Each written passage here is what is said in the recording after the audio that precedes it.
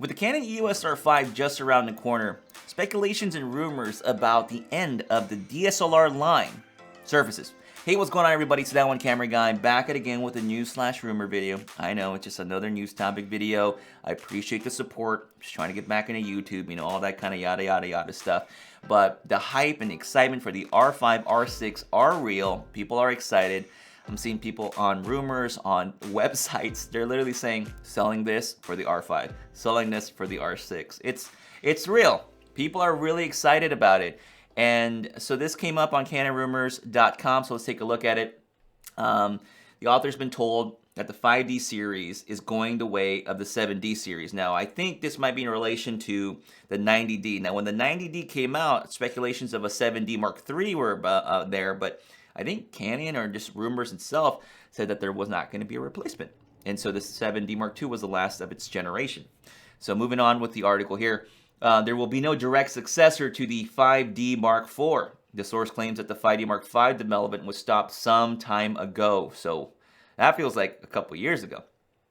And that there are no plans to make an R5 version of the popular professional DSLR line. That's weird. Got a little weird there, how it said that. I mean, if you were Canon and you spent so much time and resources making an R5, R6, would you even bother making an archaic DSLR? I don't know.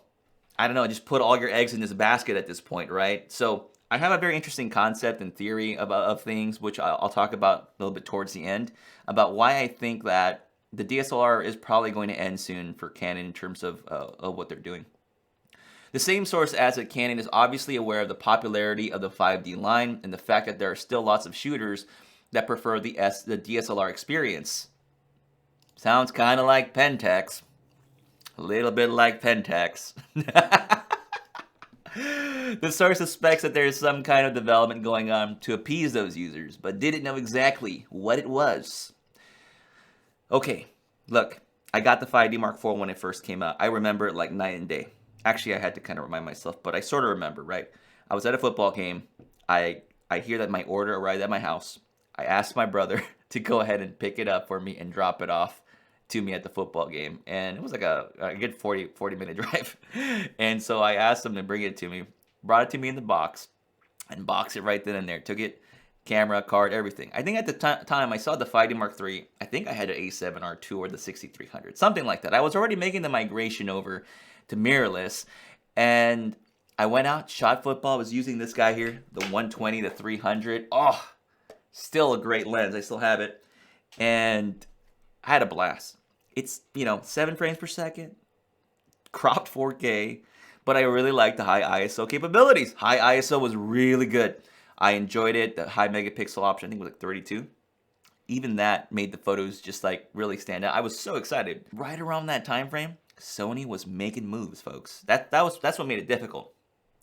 So, but I get it. The nostalgia, of a DSLR and hand holding it and using it. All this stuff, the optical viewfinder.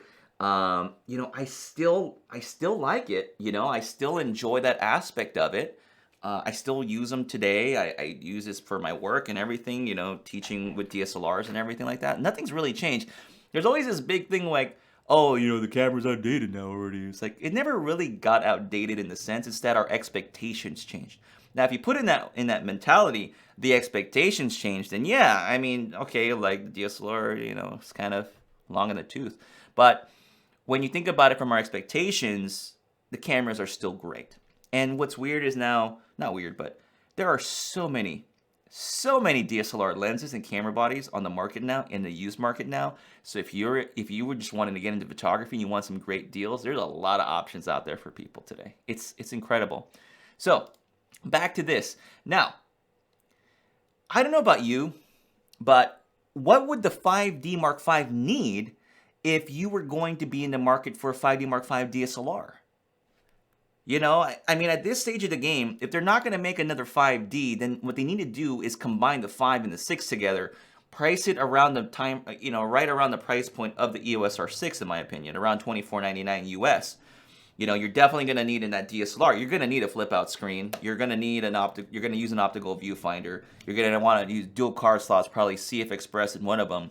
you're going to want to drop in some high-end video features to entice people. I don't think you're going to get IBIS in the DSLR. They're just not going to do it. So that's one thing you're just not going to get already. They're going to need to bump up the mechanical shutter option up to like 12 frames per second or something, dampen the shutter, make it a little bit quieter. You know, they're going to have to go to the 9 yards to appease people. Something like the 1DX Mark III. The 1DX Mark III felt like the last gasp of air, to be honest with you.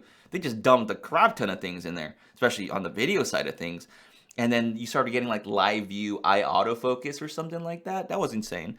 But if people are still itching for it, you know, either their thinking is, let's just do an incremental upgrade to the 5D Mark IV, something similar, maybe 10 FPS mechanical, some video features. It may not even get 4K 60p, and then they just price it around $19.99. You know, that's what I'm thinking. That's my guess. So if I screw up or I get it wrong, I'll come back to this video and make fun of myself. But I'm gonna say this: they're gonna release a 5D/6D camera combo. Okay, all right, that's my guess. $19.99. That's my guess. Let me know what you think down below, what they should do. But that's my gut. If they're gonna appease the people, they'll make a little bit of money still from that. And you know, that'll be it. That'll be the end of it. Okay, so we're gonna jump on over to one more piece of rumors on the site. It came out a few days ago that there may be a higher end APS-C mirrorless announced late 2020. So here's what the author from Canon rumors.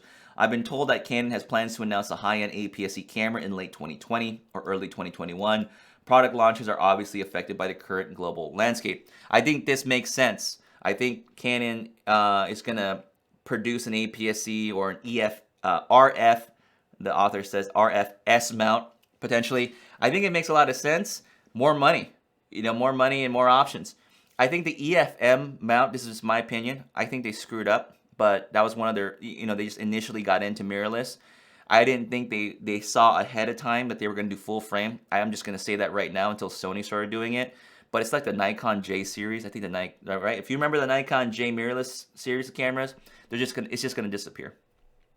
I'm just making a hard prediction, folks. I mean, you can disagree with me, perfectly fine. I think the EFM is just gonna be its own little thing. They're gonna nudge it to the corner. It's gonna stay in the corner, and that's where it's gonna be at. And then they're gonna have their RF mount stuff, then RF-S mount stuff. You know, we don't know if that's the real name or not, but that's where I see it going. It's just more money to be made. I mean, think about it. It's like, what if they bring out a $17.99, $16.99 APS-C RF, you know, R-series camera for those folks that want that, and then when they release it in 2021, or late 2020, they introduce a couple of APS-C lenses.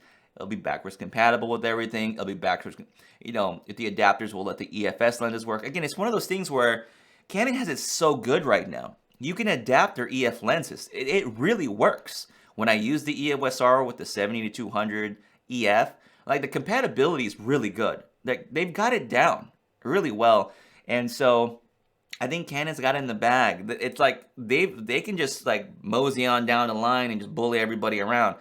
You know, I'm still saying right now, even as someone that likes Sony, they're you know, they kind of let things slip a little bit, and I think within the next couple years, if Sony doesn't like, you know, do something about it, Canon will sort of, you know, make their gains. Now, remember, folks, again, I'm just talking on the tech enthusiast side. I really don't care what brand you go with. I mean, you go with whatever works for you, okay, at the end of the day.